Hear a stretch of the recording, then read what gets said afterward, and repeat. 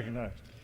Thank you, Mr. Speaker, and again I want to thank Chairman Oberstar for yielding time to me. I rise today in support of H.R. 3607, the Federal Aviation Administration Extension Act of 2009. I want to thank Chairman Oberstar, Ranking Member Micah, Mr. Petri, and of course Chairman Rangel and Ranking Member Camp for bringing this legislation to the floor today. Chairman Rangel of the Ways and Means Committee and Mr. Camp were very cooperative in extending the taxes so that we, in fact, could do this extension today. As Chairman Oberstar indicated in a previous Congress and again at the end of May of this year, the House passed the FAA Reauthorization Act of 2009, a long-term authorization of the Federal Aviation Administration programs. We have been waiting on the other body for several months to bring a bill to the floor and pass it.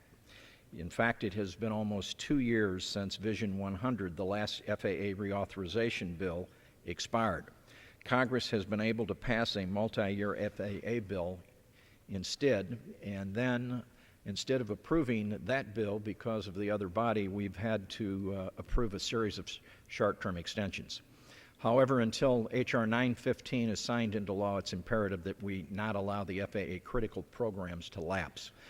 The Aviation Trust Fund is currently operating under a short-term extension that expires on September 30, 2009. To that end, H.R. 3607 would extend not only the aviation taxes and expenditure authority, but also the Airport Improvement Program contract authority until December 31st of this year.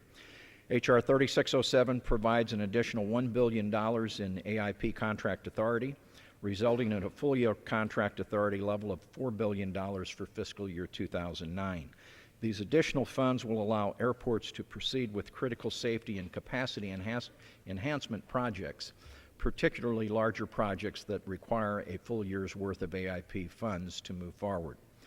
Mr. Speaker, aviation is too important to our nation's economy, contributing $1.2 trillion in output in approximately 11.4 million U.S. jobs to allow the taxes or the funding for critical aviation programs to expire. Congress must ensure that this extension passes today and to reduce delays and congestions, improve safety and efficiency, stimulate the economy, and create jobs. I urge my colleagues to support this legislation, and I reserve the balance of my time. The gentleman reserves. The gentleman from Wisconsin. I yield such time as he may consume to the ranking Republican on the full Transportation Infrastructure Committee, my colleague from Florida, Mr. Micah. Gentleman from Florida is recognized. Thank you for recognizing me, and I just want to take a minute to add my support for the reauthorization that is before us today. Associate myself with both the comments of Chairman Oberstar, the full committee chairman, pleased as the ranking Republican on the committee to join him, and also support Mr. Costello in his statements for the reauthorization.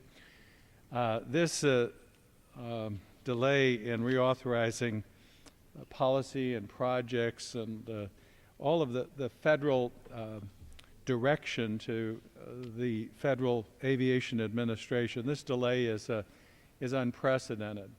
Not only has the House acted appropriately, we passed in the last Congress and we passed again in this Congress authorization. The other body has yet acted on this important matter and left us in limbo. I'm hoping that this is in fact the last extension. This is in fact the 7th extension. This is in fact, I believe, the longest period we have gone in history.